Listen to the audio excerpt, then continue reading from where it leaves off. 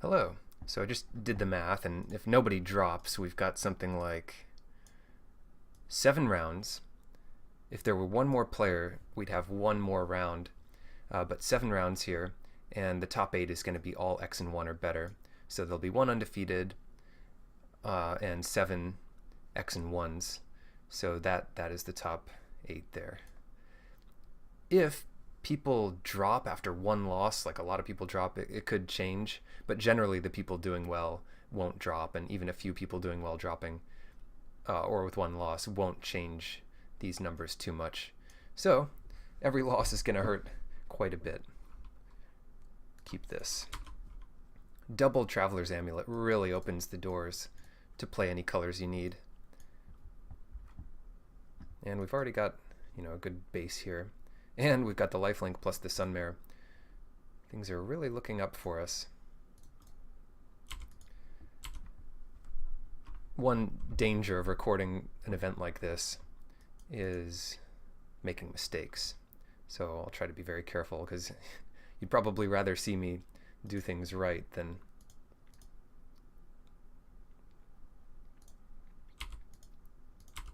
talk a lot and mess up something crucial. But if there's really a time I have to go into the tank, I can just stop recording and come back when I've figured it out.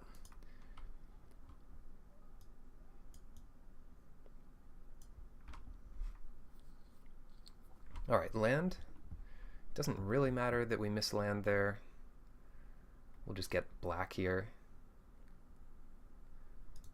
Wonder what they've got going on there. 4 mana.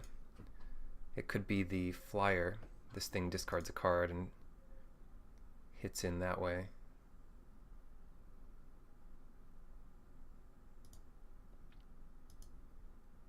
Use the amulet first. And we do want black for a bunch of this nonsense.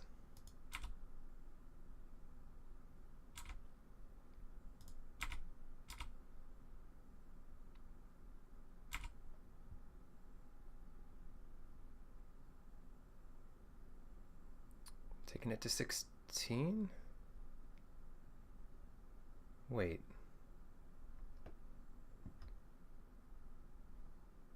Oh, never mind. I thought we'd hit them already. Get everything sorted out here. Alright, we're fine. So many deserts in the deck. Expecting to draw one soon. There it is, the 5-drop. Yeah, we don't have a great answer to it just yet.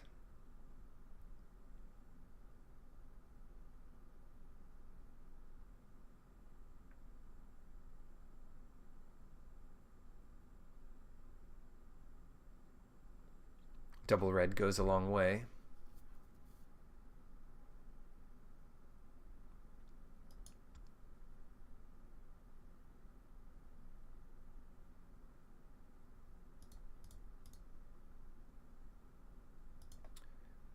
But let's set up for getting a horse next turn. Make this guy a little smaller. And now they get in 4 here, but they risk taking a bunch of lifelink on the backswing. Unsummon would stop this plan. But at the very least, we got a -1/-1 counter on old Colossipede here.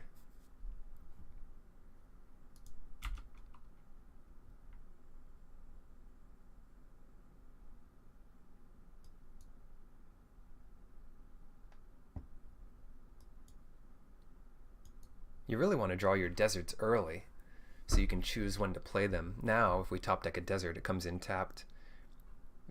Barely helps us at all.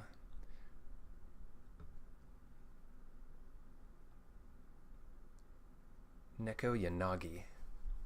Really rare to see exactly 128 players, and it is 129 that starts the 8 rounds.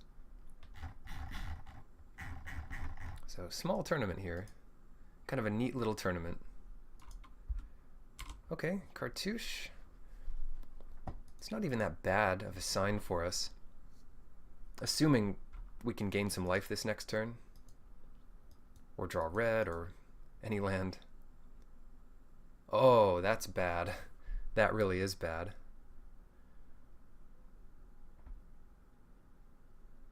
Quarry Hauler. The Scourge of Sealed. Because now our Puncturing Blow doesn't do it.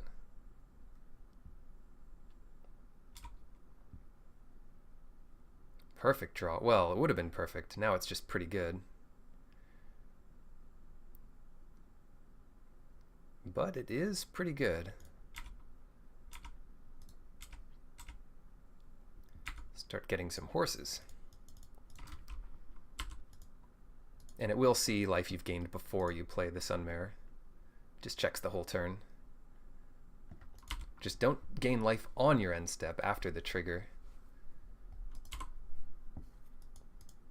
So if you have a life gain ability at instant speed, you want to put a stop on your opponent's main. Because the trigger doesn't even happen if you haven't gained life. It doesn't give you a chance to gain life in response to it. Some triggers are weird like that, and they won't even go on the stack.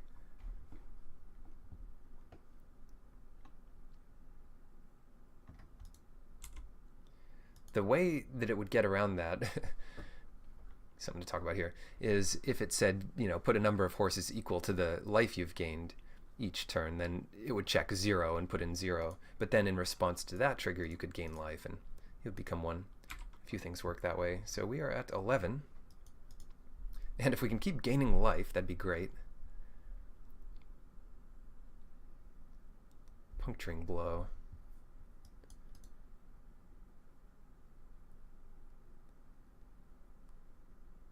A lot of creatures over there.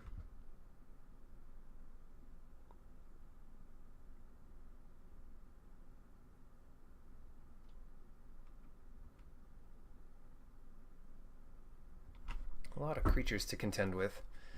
It's a crucial turn. They can go after our Sunmare. I'm not sure how good that is for them. So maybe we leave that back, but then we'd take out 2 creatures in the meantime.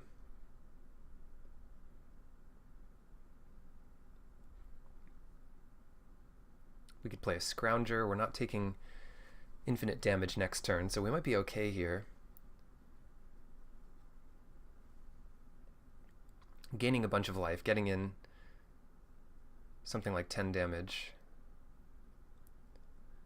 and having our Crested Sunmare die.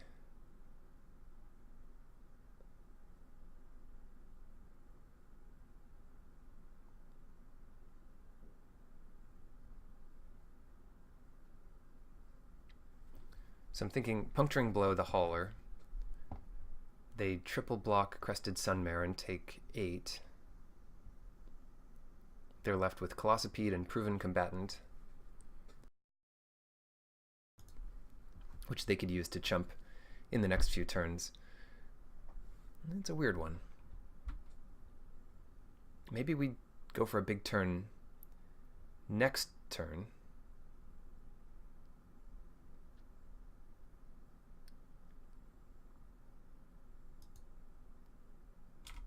Yeah, which means just attacking with Horse and Burning Fist Minotaur.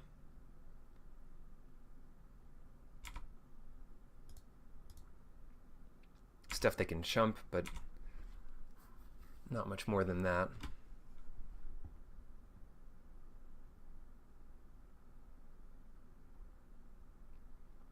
And I will snap discard 2 cards if they double block the Minotaur. They're tapped out. Nearly. I mean, if they have that unsummon left, that could suck a lot. So they're also looking at killing us next turn. Oh geez, here it is.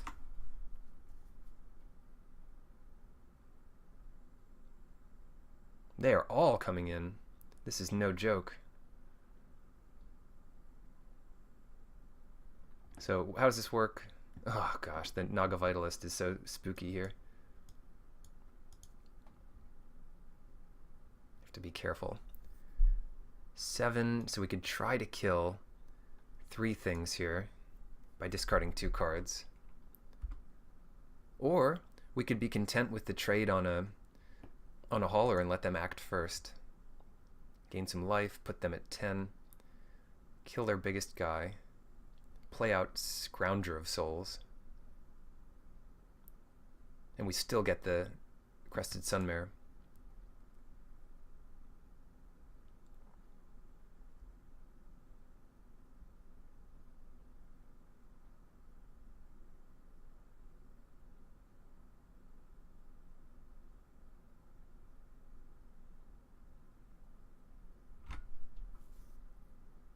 But gaining more life is also appealing.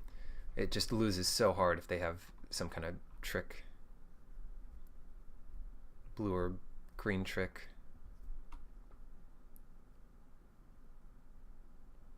We get a 14 here. That's a few more attacks from them. Don't have to worry too much about that.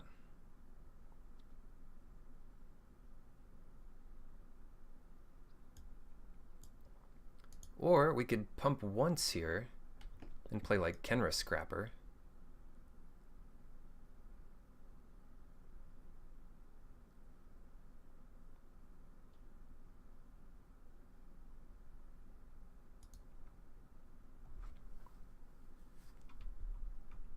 Leave them with less mana for next turn.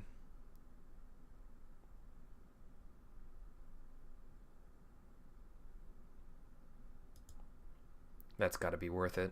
But what to discard?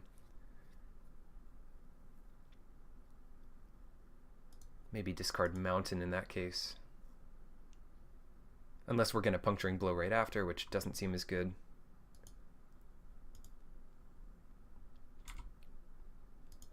Okay, good deal. So we lose our guy, it's unfortunate, but we gain some more life back. And most importantly, we get a horse.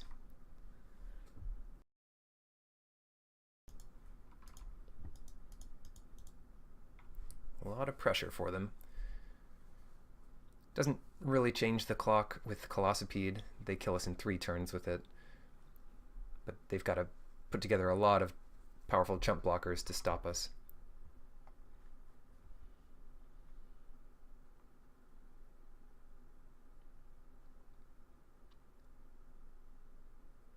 Another mountain.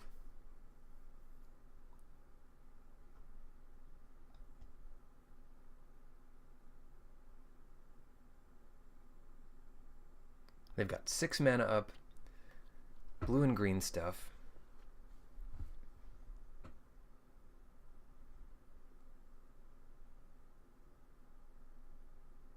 We can exert the Scrapper and just attack with these 2 horses. That's the most conservative play here. Or we could attack with all the horses. I mean, we have a lot of horses now. Let's see, they definitely survive because they can block 1 on each and take 4. Might be reason enough not to exert here. Like, let's say they do double block this, then they take 10. Yeah, so we don't need to exert the Scrapper. Yeah, I just like attacking with everything. They'll kill Crested Sunmare, and that's too bad, but we're in what I'd call the late game. And they need to at least get 1 on there. They take 7. We'll puncture the Colossipede to finish it off.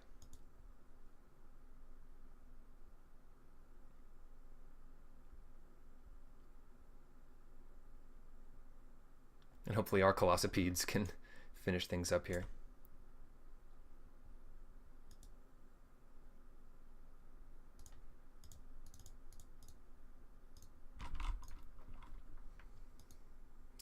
Any reason to play the mountain? I don't think so. Ouch. All right.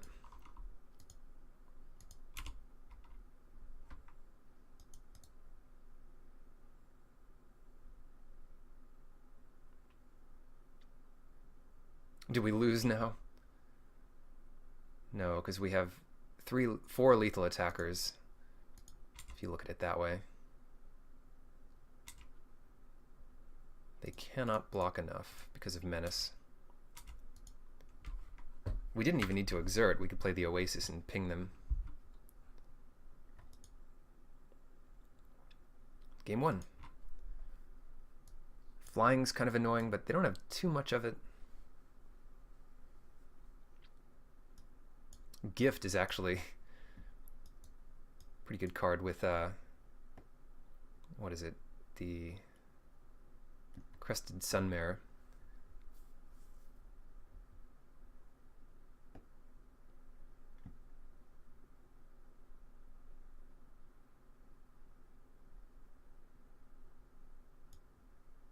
Lethal Sting might even be good here.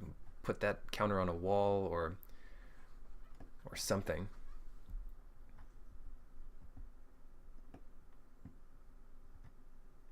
We just don't have very much green at all.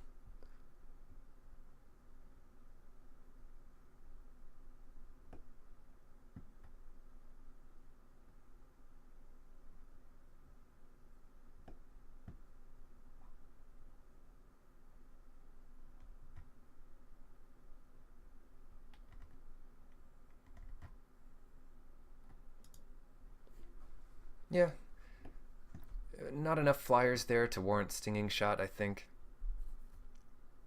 And the rest of our cards are just pretty solid here. It's unfortunate that not enough of them deal with like 6 power creatures, but 6 toughness creatures rather. But we've got enough for that, and we can catch it early with a Puncturing Blow or combat like we did there, or attempted to do there. Alright, this is borderline, I would say. But it is sealed, and I'd rather flood than get screwed with this deck. Draw a few lands for a while. Now here we don't need to run out the desert. I mean, we have some double white cards, but let's work towards Manalith first. Uh-oh.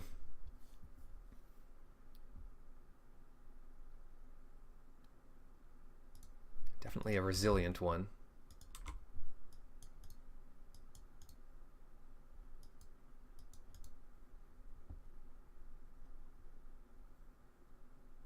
We need our exile spell to deal with that. Hour of Promise, okay. Too bad we didn't play a desert right away. That's a good draw, but just not exactly right now. Still, let's get Manalith out there, because we could draw an untapped desert. We have one or two of those lying around.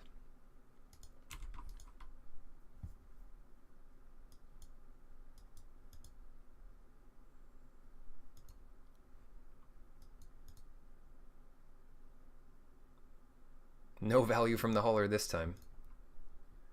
Wow, we really did it. I'm pretty sure we have enough deserts left in the deck, but yeah, easy play here. Drawing like a boss. Now we have to get 2 deserts. Painted Bluffs isn't easy. And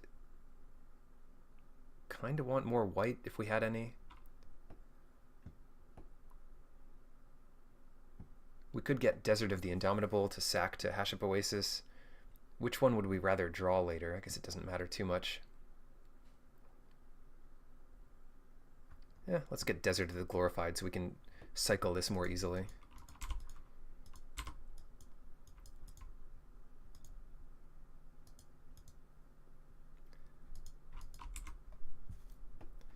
Only as a sorcery pump, so what are we doing here?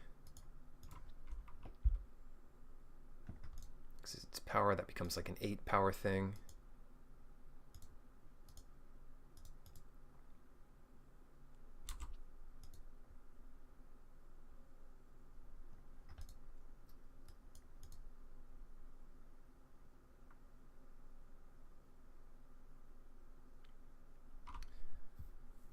Bitter, all right.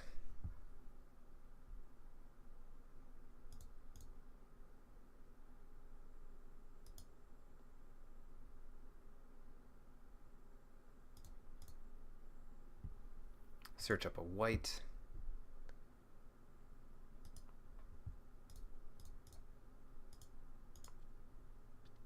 Ooh, that was so good. Could we draw this better if we tried? Strangler to kill the hauler right away. Yes, please. And then we've got, I guess, a chump blocker for this, or a double block if they don't bring back the Kenra.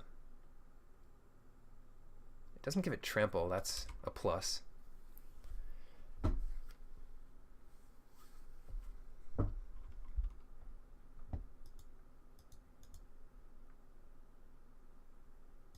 Just a trial of knowledge. Also kind of scary, but we've thinned our deck about as much as you could expect by this point in the game. No attacks, I like it.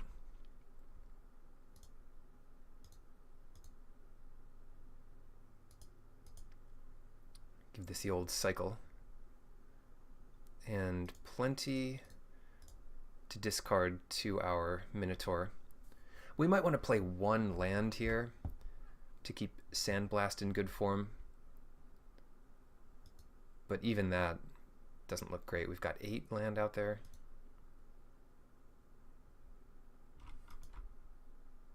How much better is 9?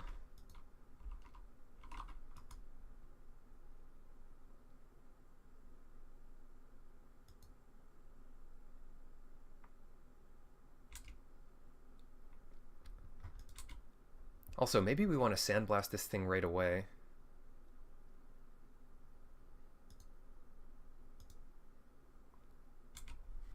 Yeah, let's try to get some damage in there.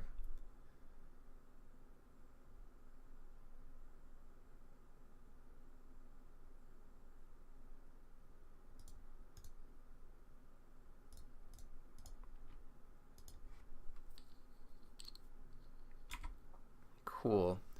Yeah, I still don't think we need a pump for the Burning Fist Minotaur.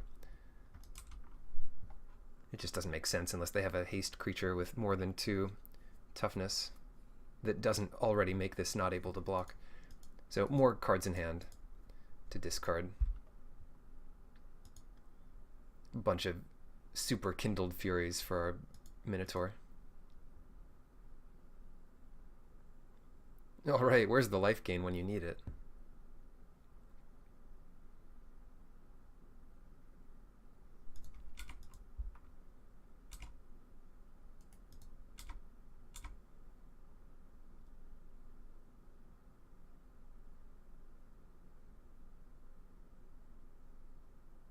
Okay, hopefully this just gets all the damage through.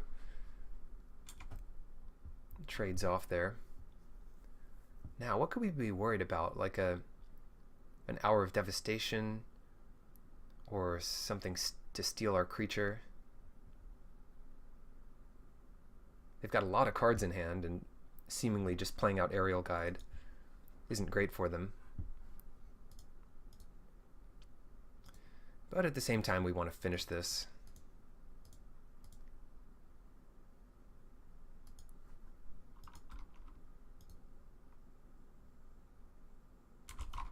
We even have the mana up to counter the Supreme Verdict, or whatever it's called, Supreme Will, yeah.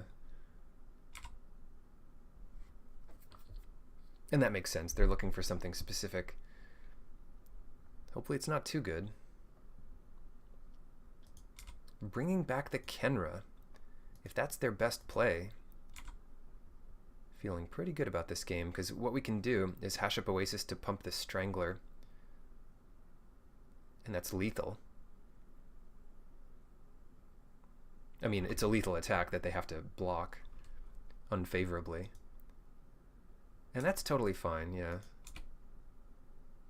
No good way to untap it, but we still get to do what we're trying to do here. Oh, no.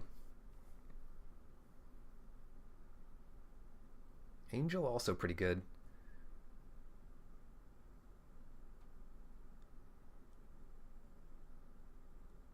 Can we do everything here?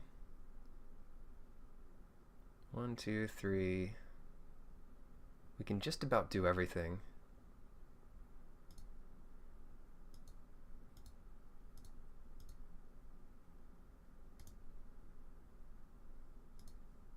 All our things cost 1 black, so let's sacrifice this desert.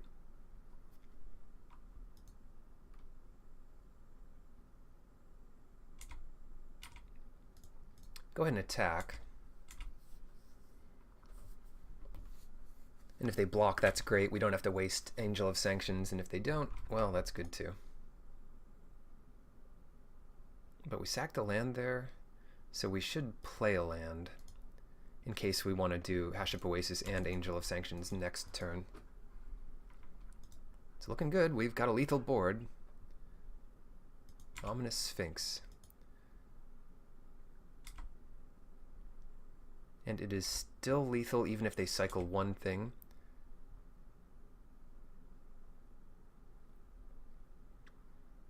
Let's see if they have it here, or a counter spell.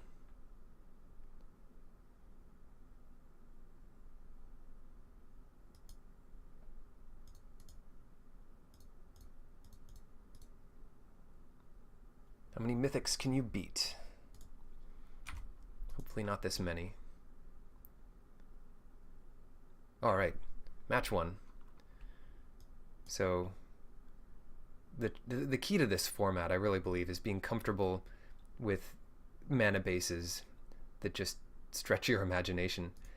And the scary part about that is it's so hard to know if you built your deck optimally. And the other thing is know your sideboard really well. There's a lot of room for improvement, but we did pretty well here, and we got rewarded with a couple nice mythics, so on our way.